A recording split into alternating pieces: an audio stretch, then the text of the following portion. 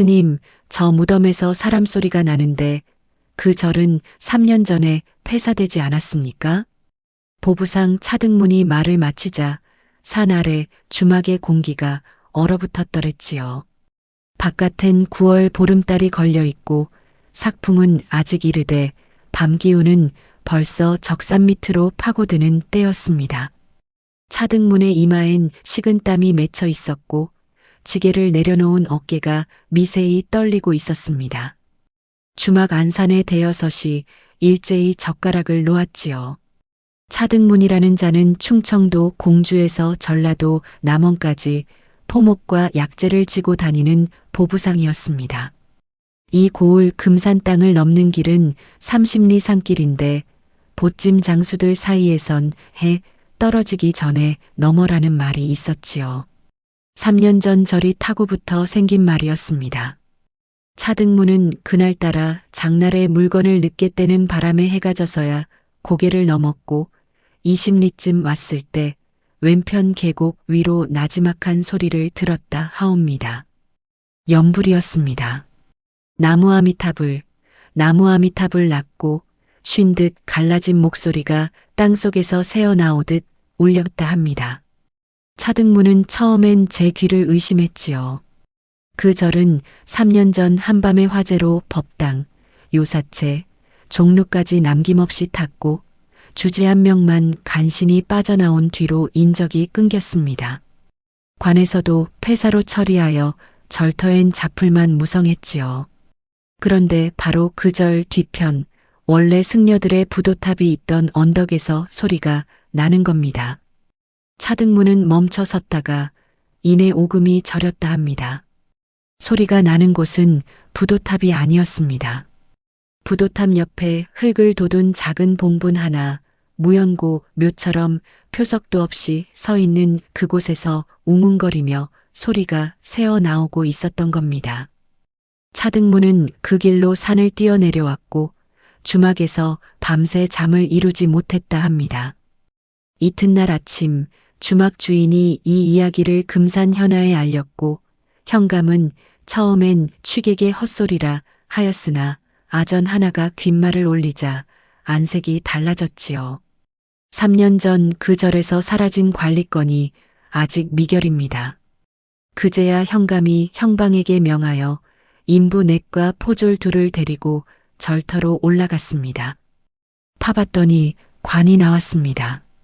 소나무 널빤지로 짠 단촐한 관이었는데 기이한 것은 시신의 행색이었습니다. 승복이 아니었습니다. 3년 세월에도 완전히 삭지 않은 청색 관복, 오른편 어깨엔 먹물 얼룩이 남아 있었고 허리엔 가죽띠가 채워져 있었습니다. 종육품 이상의 관원이 아니면 두를 수 없는 것이었지요. 그런데 더 기이한 것은 시신의 입이었습니다. 굳게 담은 입술 사이로 누렇게 변한 한지가 물려 있었지요. 형방이 조심스레 꺼내어 펼쳐보니 먹글씨가 남아 있었습니다. 관찰사에게 올리는 비밀 장계의 초본. 거기엔 이 고을 전 현감 서재학의 황곡 횡령 내역이 낱낱이 적혀 있었던 것입니다. 이 소식을 들은 금산 현감의 손이 떨렸다 합니다. 3년 전 사건이 머릿속에서 되살아났기 때문이지요. 그때 이 고을에 부임한 젊은 관리가 있었습니다. 이름은 박경준, 나이 32, 종육품 찰방 벼슬을 받아 금산에 내려온 자였습니다. 그는 전임 현감 서재학이 퇴임 직전 황곡 장부를 조작한 정황을 잡고 비밀리에 장계를 올리려 하였습니다. 그런데 장계를 올리기 이틀 전 박경준은 흔적도 없이 사라졌지요. 관에서는 산적에게 당한 것으로 결론지었고 시신이 나오지 않으니 확인할 길도 없었습니다. 전임 현감 서재학은 이미 퇴임하여 한양 근교에서 전답을 사들이며 부유하게 살고 있었고 아무도 그를 의심하지 않았습니다.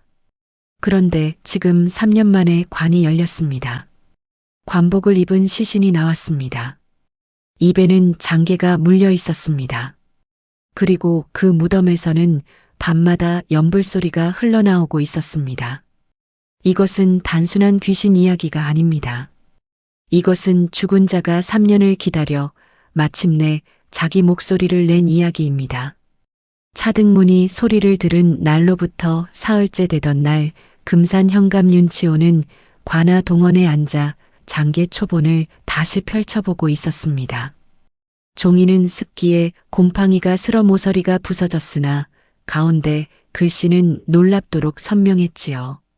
전 현감 서재학 경신년부터 임술년까지 3년간 황곡 2400석을 허위 대출 기록으로 빼돌려 글씨체는 또렷하고 기울기가 일정했습니다. 급히 쓴 것이 아니라 여러 번 초안을 고쳐 정서한 것임을 알 수 있었지요. 윤치호는 부임한 지 반년밖에 되지 않은 현감이었습니다. 과거에 늦게 급제하여 40이 넘어서야 첫 외직을 받은 사람이라 조정의 배경이 없었지요. 그는 이 장계를 들고 어찌할 것인가를 밤새 고민했습니다. 전임 현감 서재학은 퇴임한 지 3년이 지났으나 한양에서 여전히 힘있는 인맥을 유지하고 있었습니다. 아들이 이조 난관의 비서 행수를 맡고 있다는 소문까지 돌았지요. 잘못 건드렸다간 오히려 자기 벼슬이 위험할 수 있었습니다. 그런데 윤치호를 더 불안하게 한 것은 장계의 내용이 아니었습니다. 시신의 상태였지요. 형방이 올린 보고에 따르면 시신의 목에는 맺힌 끈 자국이 남아 있었고 손목엔 포승으로 묶인 흔적이 있었습니다. 산적의 소행이라면 금품을 빼앗고 말 것인데 이 시신은 관복을 그대로 입고 있었고 폐물이 허리에 달려 있었습니다. 양낭도 남아 있었지요. 이건 산적이 아닙니다. 이건 누군가가 관리를 죽이고 승복도 아닌 관복 그대로 급히 묻은 것입니다. 그리고 하필 절 뒤편에 윤치호가 형방에게 물었습니다. 3년 전 그 절에 화재가 났을 때 원인이 무엇이었더냐? 형방이 옛 문서를 뒤져 대답했지요. 법당의 촛불이 옮겨 붙은 것으로 처리되었사옵니다. 당시 절에는 주지 한 명뿐이었고 주지가 간신히 빠져나와 증언한 바를 그대로 기록했습니다. 윤치호가 다시 물었습니다. 그 주지 지금 어디 있느냐? 형방이 머뭇거렸지요. 환속하여 이름을 바꾸고 지금은 전주 근처에서 농사를 짓고 있다 합니다. 윤치호는 입술을 깨물었습니다. 화재는 3년 전 박경준이 사라진 것과 같은 달이었습니다. 시신은 절 뒤에 묻혀 있었습니다. 절은 그 직후 불탔습니다.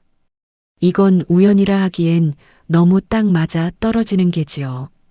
그날 밤이었습니다. 관아 뒤뜰 감나무 아래에서 당직을 서던 사령이 이상한 것을 보았다 합니다. 동원 안 사또의 방에 불이 꺼진 지 한 시즌이 넘었는데 방 안에서 나지막한 소리가 들린다는 겁니다. 사령이 귀를 기울이자 그건 사람 목소리 같기도 하고 바람 소리 같기도 했는데 일정한 가락이 있었다 합니다. 나무 아미타불 사령의 등줄기가 서늘해졌지요. 사또는 분명 잠든 것으로 아는데 방 안에 누가 있단 말입니까? 사령이 용기를 내어 문을 열었을 때 방 안은 텅 비어 있었고 윤치호는 깊이 잠들어 있었습니다. 다만 사또의 베갯머리에 놓인 장계 초본이 아까 접어둔 것과 다른 방향으로 펼쳐져 있었다 합니다. 마치 누군가 읽고 있었던 것처럼. 윤치호는 사흘을 더 고민한 끝에 독자적으로 움직이기로 하였습니다. 관찰사에게 먼저 보고하면 시간이 걸리고 그 사이 소문이 한양에 닿으면 서재학 측에서 손을 쓸 수 있기 때문이었지요. 윤치호는 우선 두 가지를 확인하기로 했습니다. 하나는 전주에 있다는 전주지를 찾아 증언을 받는 것. 다른 하나는 3년 전 황곡 장부의 원본을 확보하는 것. 먼저 황곡 장부를 찾으려 했으나 이것이 첫 번째 벽이었습니다. 형방이 창고를 뒤졌지만 경신년부터 임술년까지 3년치 황곡 장부가 통째로 없었습니다. 퇴임 시 인수인계할 때 분명히 있었을 터인데요. 형방의 얼굴이 어두워졌지요. 인수인계 기록엔 장부 일체 인계 완료라 적혀 있으나 실물이 보이지 않습니다. 이건 누군가 빼돌렸다는 뜻이었습니다. 서재학이 퇴임할 때 가져갔거나 아니면 남아있는 누군가가 치웠거나. 윤치호는 눈을 좁혔습니다. 현아 안에 3년 전부터 근무하는 아전이 누가 있느냐 물었더니 호방 한 명과 이방 한 명이 남아 있었습니다. 이방은 이름이 배응석이라 나이 50이 넘은 늙은 아전이었지요. 윤치호가 배응석을 조용히 불렀습니다. 3년 전 박찰방이 사라졌을 때 그대가 관아에 있었느냐? 배응석이 고개를 조아리며 대답했습니다. 예, 있었사옵니다. 그때 무슨 일이 있었는지 기억하느냐? 배응석의 눈이 흔들렸습니다. 잠시 침묵이 흐르더니 그가 입을 열었지요. 소인이 아뢰고 싶은 바가 있사오나 이 자리에선 아뢰기 어렵습니다. 윤치호가 사람을 물리고 단둘이 마주 앉았을 때 배응석이 한 말은 이러했습니다. 3년 전 박찰방께서 장계를 쓰고 계신 걸 아는 사람이 관아 안에 셋 있었습니다. 소인, 형방, 그리고 전 현감 서재학 나으리 본인이었습니다. 윤치호의 등이 굳었지요. 서재학이 알고 있었다? 배응석이 고개를 끄덕였습니다. 박찰방께서 황곡 장부를 대조하시는 걸 형방이 보았고 형방이 서나으리께 밀고한 것입니다. 윤치호가 물었습니다. 그 형방은 지금 어디 있느냐? 배응석의 목소리가 떨렸지요. 3년 전 박찰방이 사라진 다음 달에 형방도 금산을 떠났습니다. 갑자기 전답 30마지기를 사서 고향인 논산으로 내려갔다 합니다. 전답 30마지기. 형방의 녹봉으로는 평생을 모아도 장만하기 어려운 재산이었습니다. 윤치호는 이제 그림이 보이기 시작했습니다. 서재학이 형방의 밀고를 받고 박경준을 없앴다. 형방에게는 입막음 대가로 전답을 주었다. 그리고 증거를 완전히 지우기 위해 절에 불을 질렀다. 주진은 그걸 보았으나 협박에 눌려 침묵했다. 하지만 아직 확실한 증거가 없었습니다. 시신의 장계 초본만으로는 살인을 단정할 수 없었지요. 목에 끈 자국이 있다 한들 3년 전 일을 누가 증명합니까? 윤치호에게는 살아있는 증인이 필요했습니다. 그는 비장 하나를 불러 밀명을 내렸습니다. 전주로 가라. 환속한 전주지를 찾아 데려오되 절대 소문이 나선 안 된다. 비장이 떠난 뒤 윤치호는 그날 밤도 동원에서 잤습니다. 이번엔 잠이 오지 않았지요. 3경쯤이었습니다. 마당의 감나무 가지가 바람도 없이 흔들렸다 합니다. 그리고 마루 끝에 발자국 소리가 한 번, 두 번. 윤치호가 벌떡 일어나 방문을 열었을 때 아무도 없었습니다.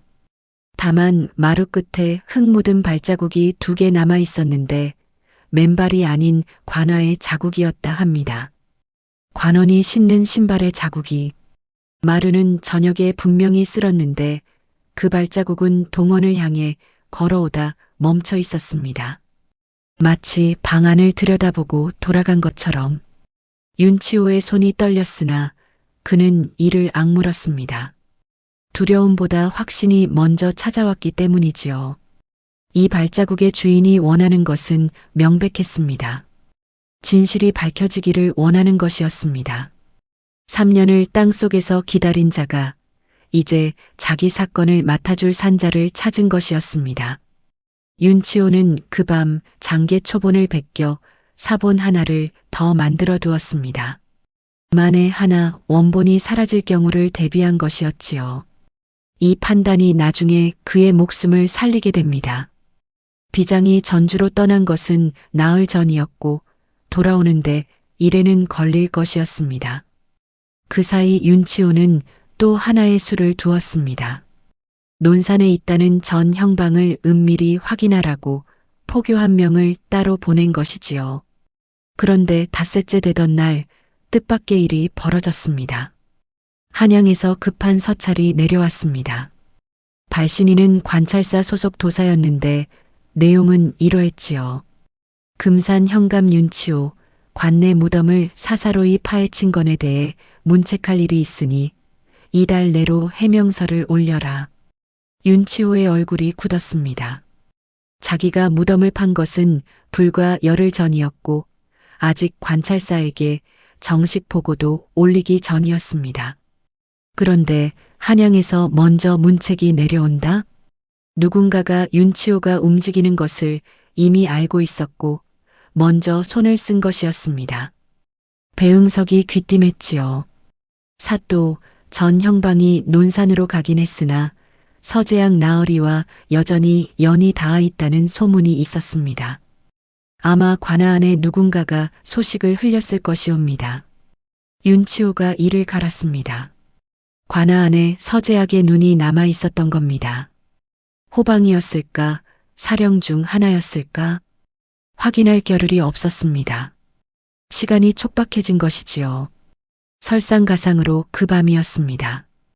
형방이 창고에 보관해 두었던 시신의 관이 사라졌습니다. 관만 사라진 게 아니었지요. 시신의 관복에서 떼어놓은 폐물과 장계 초본 원본을 넣어둔 봉투까지. 창고 자물쇠는 부서져 있었고 관아 담장 모퉁이에 밧줄이 걸려 있었습니다. 밤사이 누군가 담을 넘은 것이었지요.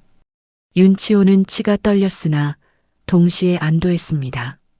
사본을 만들어둔 자신의 판단이 맞았기 때문이지요.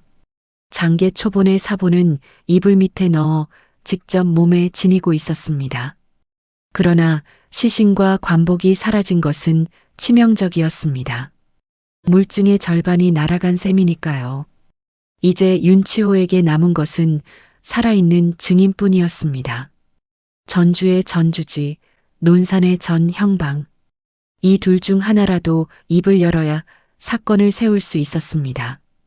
그런데 일흘째 되던 날 밤 비장이 돌아왔는데 혼자가 아니었습니다. 뒤에 누군가를 데리고 왔는데 그 사람의 행색이 기이했습니다.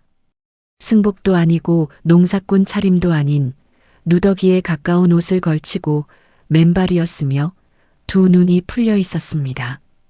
비장이 보고했지요. 전주지를 찾긴 찾았사옵니다. 그런데 이자가 제정신이 아닙니다. 전주 외곽빈 가마니 창고에서 혼자 살고 있었는데 동네 사람들 말로는 반년 전부터 밤마다 헛소리를 하고 제 볼을 핥히며 잠을 못 잔다 합니다. 윤치호가 전주지 앞에 다가갔습니다. 이보시오, 법명이 무엇이오? 전주지의 입술이 달싹거렸습니다. 한참 만에 나온 말은 이러했지요. 해각 소승은 해각이옵니다. 그리고 곧 두 손으로 귀를 막으며 몸을 웅크렸습니다. 소리가 그치질 않아요. 밤마다 윤치호가 물었습니다. 무슨 소리가 들리오? 해각의 눈이 잠깐 또렷해졌습니다. 그가 윤치호를 똑바로 보며 말했지요. 연불이요. 소승이 읽던 그 연불이 그분 무덤에서 그리고 울음을 터뜨렸습니다. 윤치호는 가슴이 서늘해졌습니다.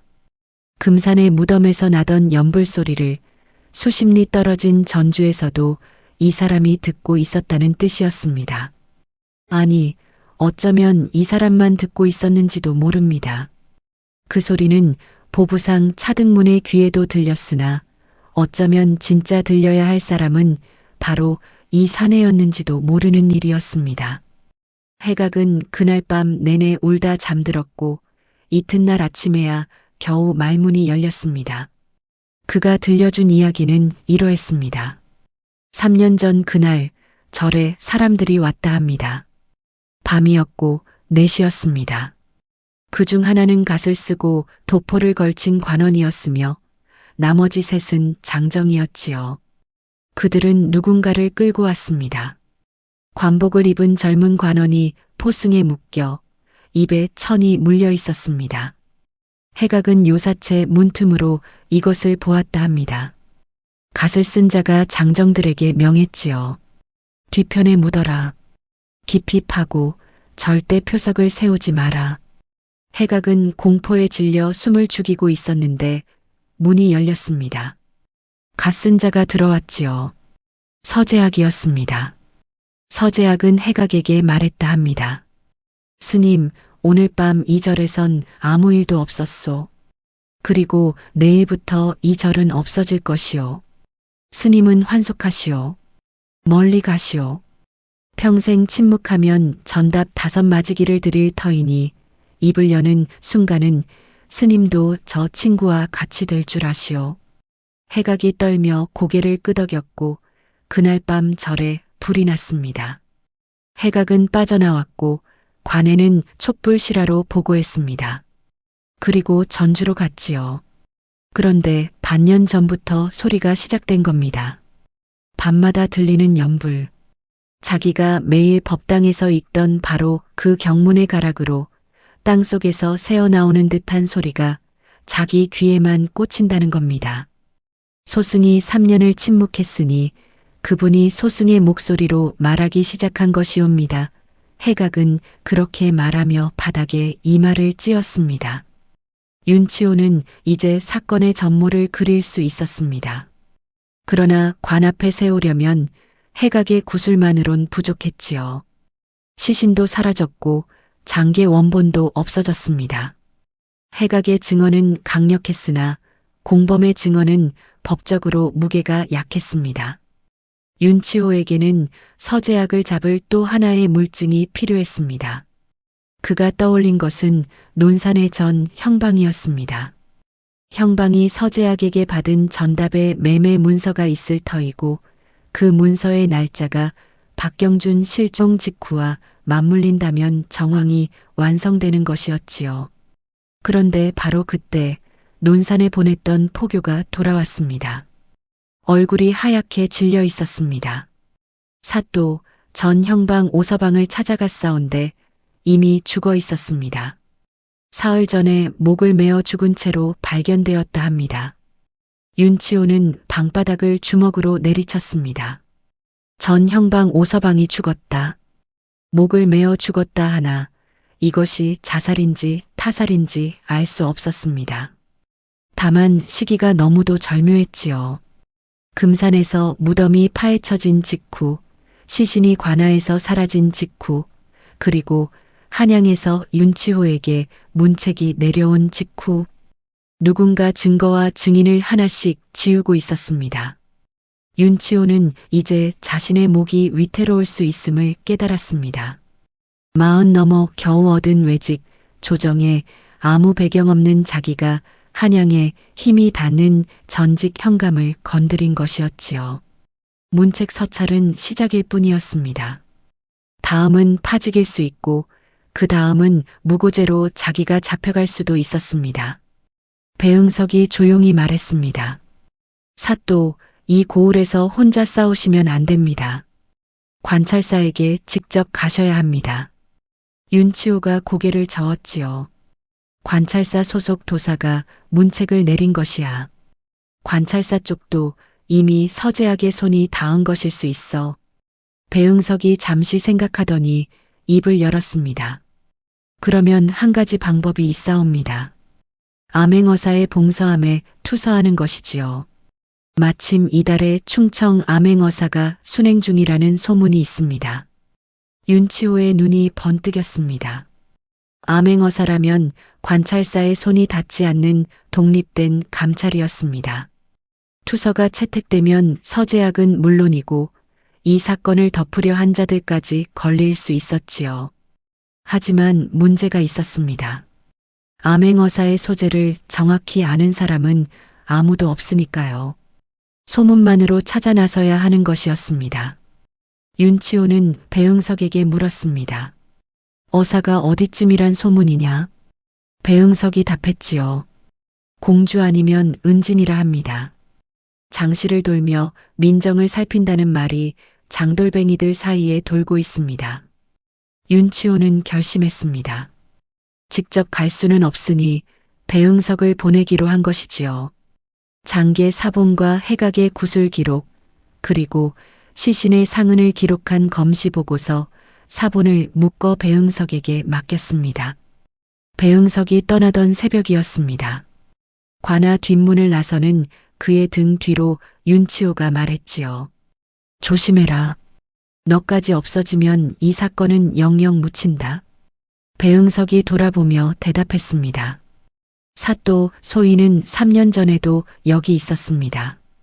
알면서 입 다물었지요. 이번엔 그러지 않겠습니다. 늙은 아전의 얼굴에 처음으로 결기 같은 것이 보였다 합니다. 배응석이 떠나고 이틀째 되던 밤이었습니다. 윤치호는 동원에서 잠들지 못하고 있었는데 마당에서 소리가 들렸습니다. 이번엔 연불이 아니었습니다. 사람 발자국 소리. 그것도 한 사람이 아니었지요. 여럿이었습니다. 윤치호가 문틈으로 내다보자 달빛 아래 셋의 그림자가 보였습니다. 하나는 관아담을 넘고 있었고 나머지 둘은 동원 쪽으로 다가오고 있었습니다. 손에 무언가를 들고 있었는데 달빛에 번뜩인 것은 칼이었습니다. 윤치호는 벽에 등을 붙였습니다. 심장이 터질 듯 했지요. 이것은 도적이 아니었습니다. 도적이라면 곳간으로 가지 사또의 방으로 오지 않으니까요. 이건 암살이었습니다. 윤치호를 죽여야 사건이 묻히는 것이니까. 그 순간이었습니다. 마당 가운데에서 바람이 일었습니다. 가을밤인데 한겨울 삭풍 같은 바람이 동원을 휘감았고 셋의 발이 멈추었습니다. 그리고 소리가 시작되었지요. 연불. 이번엔 작은 소리가 아니었습니다. 관아 전체를 채울 듯한 울림으로 나무 아미타불이 마당 한가운데에서 터져 나왔습니다. 셋이 뒤로 물러섰고 그중 하나가 비명을 질렀습니다. 저기 사람이. 마당 감나무 아래에 누군가가 서 있었다 합니다. 관복을 입고 머리를 풀어 헤친 채 두 눈에서 검은 피가 흐르는 형상이. 셋은 칼을 던지고 담을 넘어 도주했고 관아의 사령들이 뛰쳐나왔을 때는 이미 아무도 없었습니다. 감나무 아래엔 젖은 흙 자국만 남아 있었고 공기 중에 흙냄새와 습기가 자욱했다 합니다. 윤치호는 그 밤 잠을 자지 못했으나 기이하게도 두려움은 없었다 합니다. 오히려 확신이 더 단단해졌지요. 박경준의 원혼이 자기를 지켜준 것이라고. 죽은 자가 산 자에게 이렇게까지 매달리는 것은 한 가지 이유밖에 없었습니다. 진실이 밝혀지지 않으면 떠나지 못하기 때문이지요. 윤치호는 이를 갈았습니다. 반드시 밝혀주마. 그러니 조금만 더 기다려라. 그로부터 닷새가 흘렀습니다. 배응석의 소식은 없었고 윤치호에게 두 번째 서찰이 왔습니다. 이번엔 관찰사 직인이 찍힌 공문이었지요. 금산 현감 윤치호, 직무태만과 직권 남용의 혐의로 관찰형에 출두하라. 파직 직전의 수순이었습니다. 윤치호는 이제 사또의 자리에 앉아 있을 시간이 얼마 남지 않았음을 알았습니다. 출두 기한은 열흘. 그 안에 어사가 움직여야 했고 배응석이 투서에 성공해야 했습니다. 엿새째 되던 날 새벽이었습니다. 윤치호가 동원에서 짐을 쌓고 있을 때 관아 정문이 소란스러워졌습니다. 포졸이 뛰어와 보고했지요. 사또 밖에 행색 초라한 자 하나가 사또를 뵙겠다 합니다. 이름은 대지 않고 이것을 건네라 했습니다. 포졸이 내민 것은 작은 돌멩이 하나였는데 그 돌의 먹으로 황국이라 적혀 있었습니다. 윤치호가 뛰어나갔습니다. 정문 밖에 서 있는 자는 배응석이었습니다. 닷새 만에 돌아온 그의 행색은 처참했지요. 옷은 찢어져 있었고 왼쪽 팔뚝에 칼에 베인 상처가 천으로 감겨 있었습니다. 그러나 그의 얼굴엔 처음 보는 빛이 있었습니다. 배응석이 말했지요. 사또 어사를 만났습니다. 윤치호의 무릎에 힘이 풀릴 뻔했습니다. 배응석이 이어 말했습니다. 공주장시에서 포목 장사꾼 행세를 하고 계셨습니다. 투서를 넣으려 하니 직접 받겠다 하시며 소인을 따로 불렀지요. 장계 사본을 읽으시더니 한참을 말이 없으셨습니다. 그리고 말씀하시길 금산으로 갈 것이니 현감에게 열흘만 버티라 전하라 하셨습니다. 윤치호가 물었습니다. 팔의 상처는 어찌 된 것이냐? 배응석이 쓴웃음을 지었지요. 공주에서 돌아오는 길에 누군가 미행했습니다. 은진 나루를 건널 때 칼을 든 자가 하나 달려들었지요. 나루꾼이 노를 휘둘러 쫓아냈지만 소인이 어사를 만났다는 걸 저쪽도 눈치챈 듯합니다. 이건 서재학의 그물이 생각보다 넓다는 뜻이었습니다.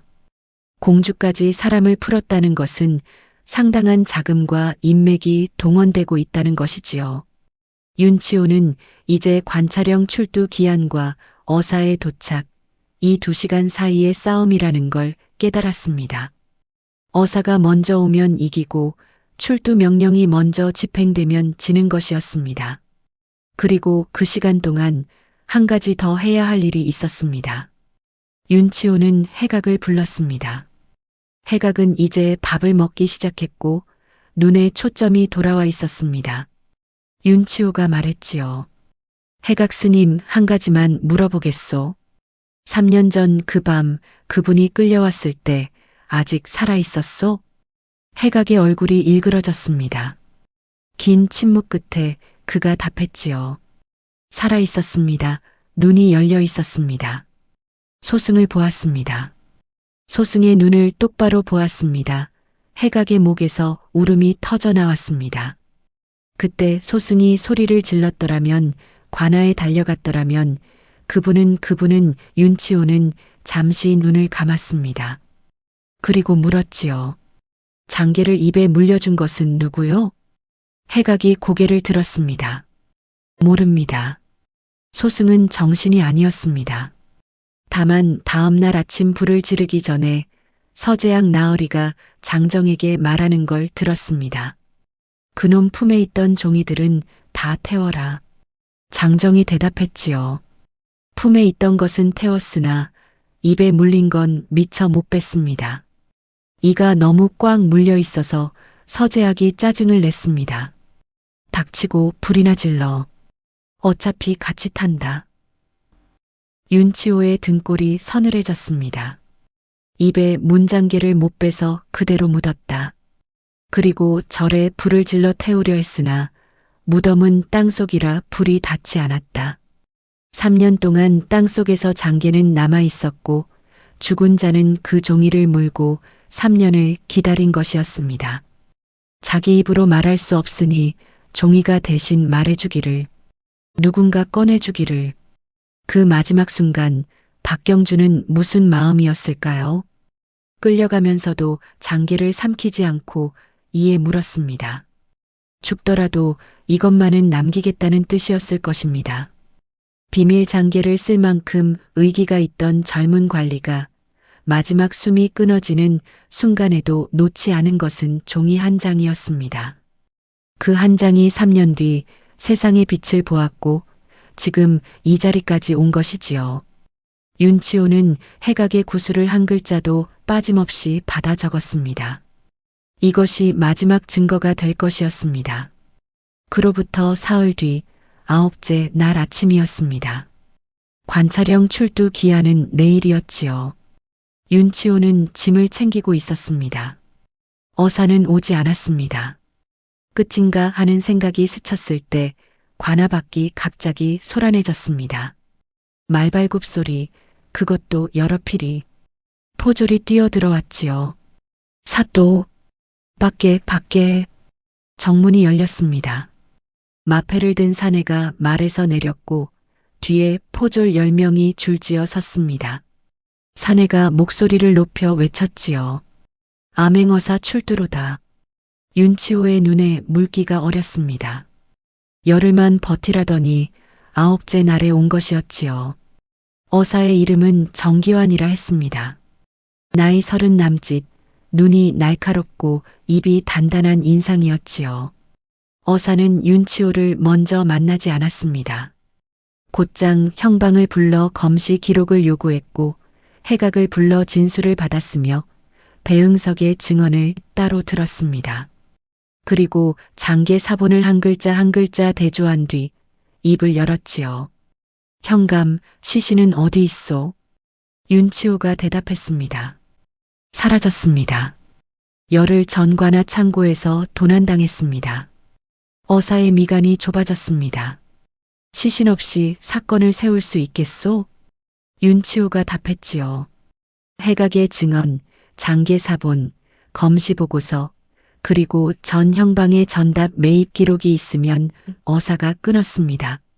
전 형방은 죽었다 하지 않았소. 잠시 침묵이 흘렀습니다. 윤치호가 말했지요. 전 형방이 죽기 전에 매입한 전답의 문서는 논산 관아에 등기되어 있을 것입니다. 매도인이 누구인지, 매매 시기가 언제인지를 확인하면 됩니다. 어사가 고개를 끄덕였습니다. 그것은 내가 직접 확인하겠소. 어사가 포조를 논산으로 급파한 것은 그날 오후였습니다.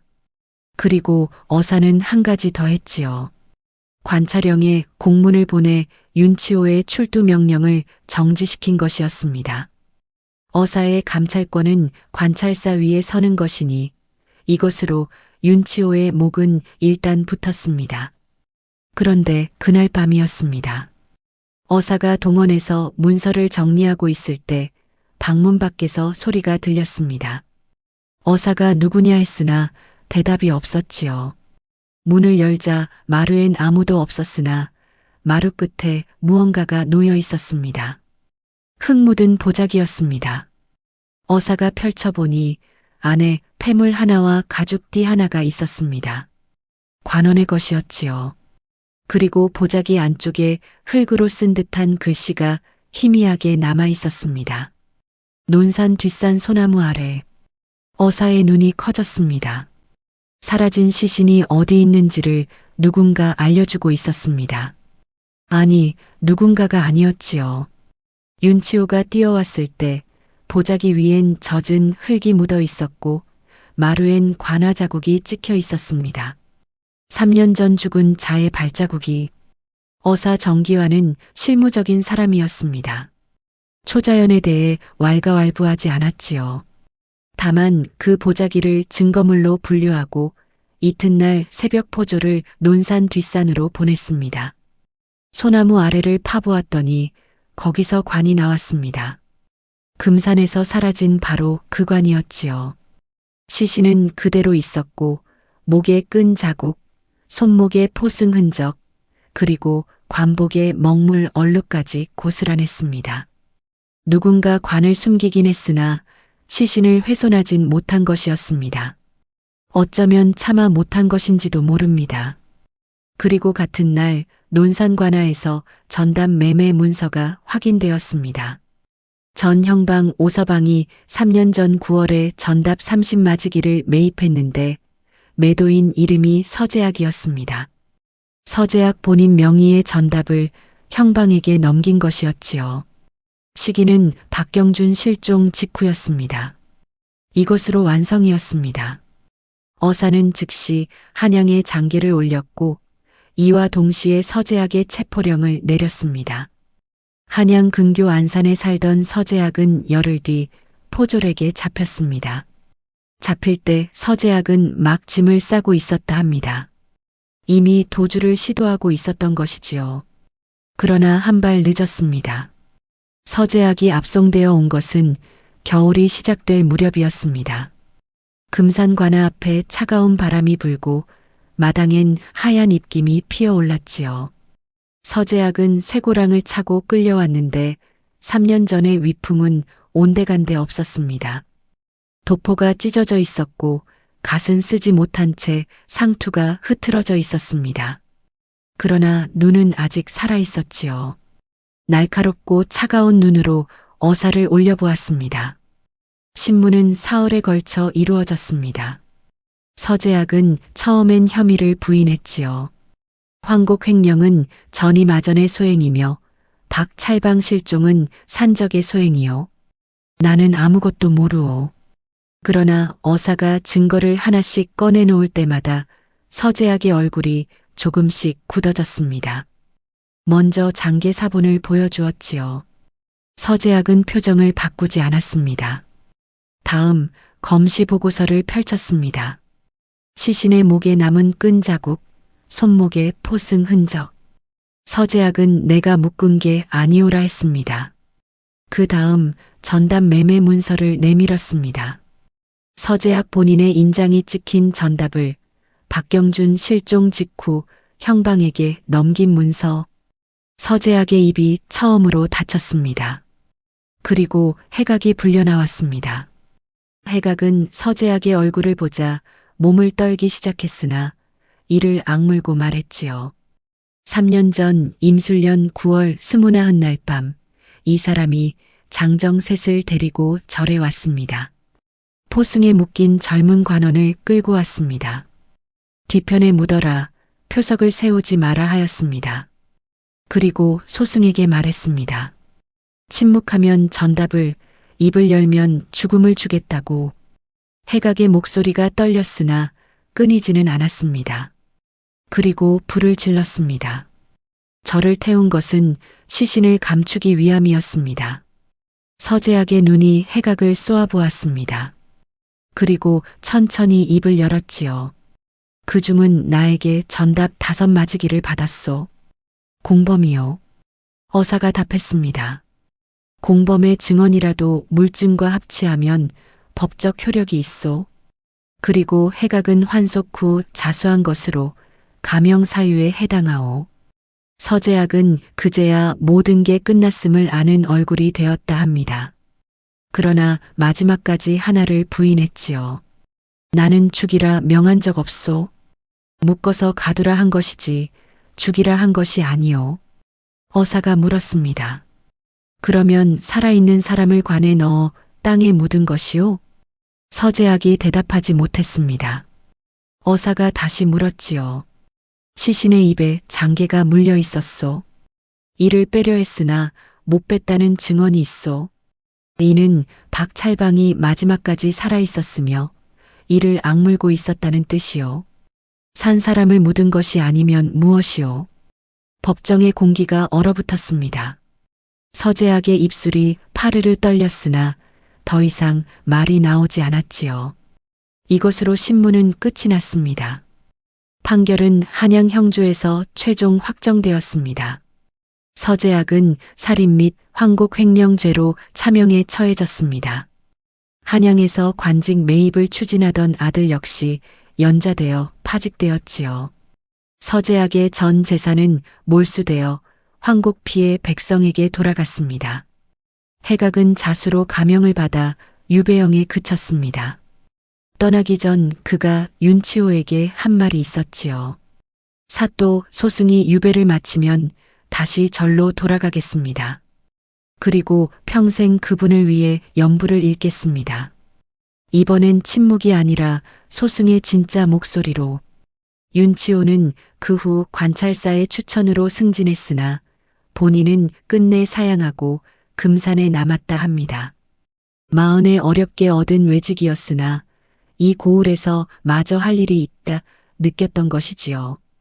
그리고 박경준의 유해는 마침내 고향인 경기도 양주로 돌아갔습니다. 3년 만에 귀향이었지요. 관을 운구하는 날 금산에서 양주까지 500리 길에 비가 내렸다 합니다. 가을비가 가늘게 길게 내렸는데 사람들은 그 비를 보며 죽은 이가 울고 있는 것이라 했고 또 어떤 이는 이제야 눈물을 흘릴 수 있게 된 것이라 했지요. 양주에서 정식 장례가 치러진 날 밤 금산의 폐사터를 지나던 사람이 있었습니다. 그날따라 소리가 없었다 합니다. 3년 동안 밤마다 울리던 연불 소리가 그날 밤부터 완전히 멎었다는 것이지요. 그 뒤로 다시는 들리지 않았습니다. 훗날 이 이야기는 금산 일대에 전해져 내려왔는데 사람들은 이렇게 말했다 합니다. 죽은 자가 3년을 참은 것은 한이 깊어서가 아니라 살아있는 자가 들을 준비가 될 때까지 기다린 것이라고. 연불은 원망이 아니라 마지막으로 한 번만 들어달라는 청이었다고. 그런데 가만히 생각해 보면 이상한 일이 하나 있습니다.